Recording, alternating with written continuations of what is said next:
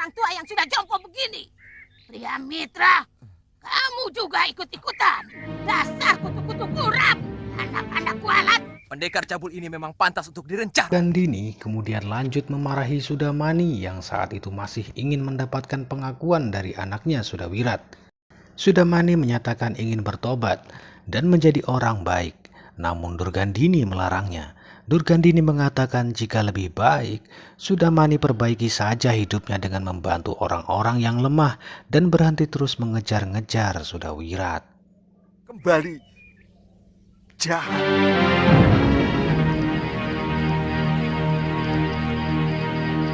Sebuah kenyataan yang sangat menyakitkan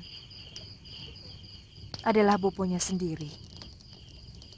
Apalagi Nila Saroya sengaja mengajak Wirat menyaksikan pembunuhan boponya sendiri. Yang penting, jangan pernah kamu menyinggung secuil pun tentang pendekar cabul itu, yang akhirnya bisa dilupakan oleh Sudawirat. Iya.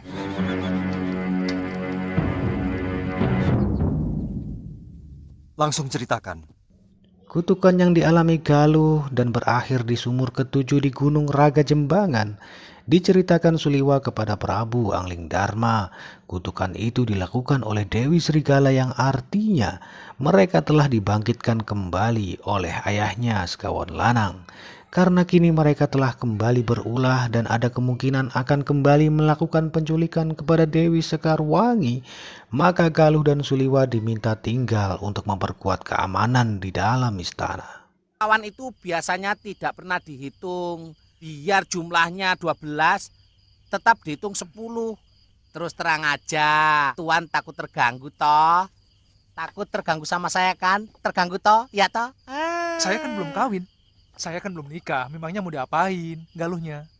Yang penting saya jangan ditinggal sebatang kara, Tuan ya.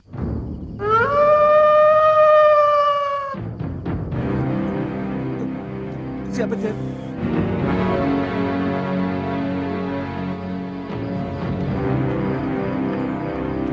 Kekasihmu sudah terbebas dari tenunganku, Suliwa. Malam itu Dewi Kenanga menyambangi kediaman Suliwa untuk meminta pil ketujuh untuk kesembuhan adiknya. Kenanga sebelumnya telah mengetahui jika tenungannya kepada Galuh telah musnah. Makanya sekarang dia meminta obat penawar racun dari Suliwa. Setelah mendapatkan obat penawar dan sebelum pergi beranjak, Kenanga kembali menawarkan obat kenikmatan yang diucapkan persis di dekat telinga Suliwa dengan perlahan dan penuh desahan.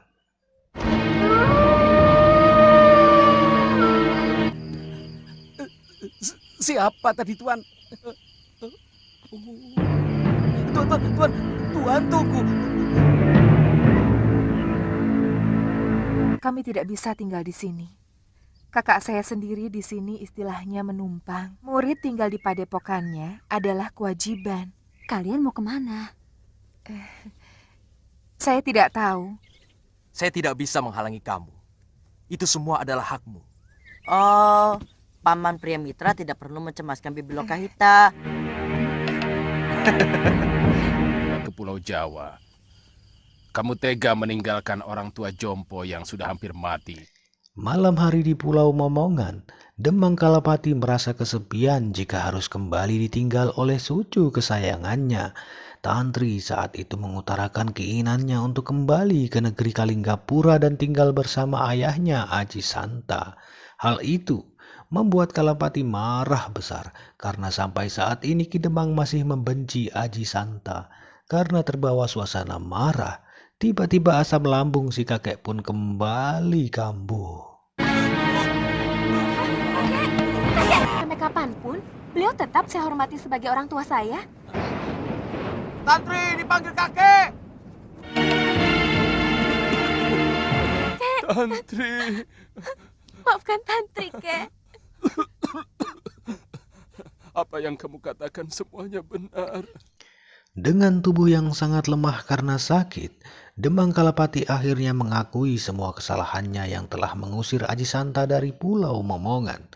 Ibunya Tantri saat itu ingin menyusul suaminya Aji Santa, namun Kalapati melarangnya.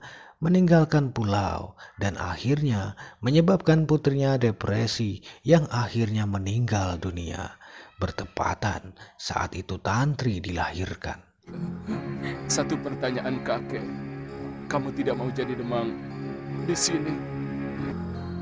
Siapa yang menggantikan kakek? Sesekali, saya dan Kakang Aditya akan berkunjung kemari. Dan Suliwa dan Galuh Parwati juga berhak atas pulau ini.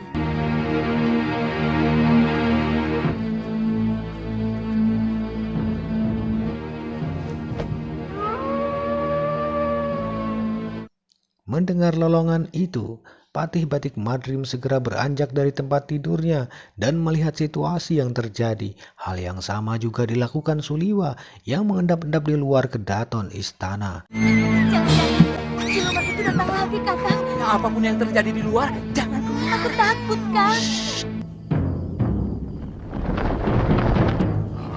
Hei, berhenti!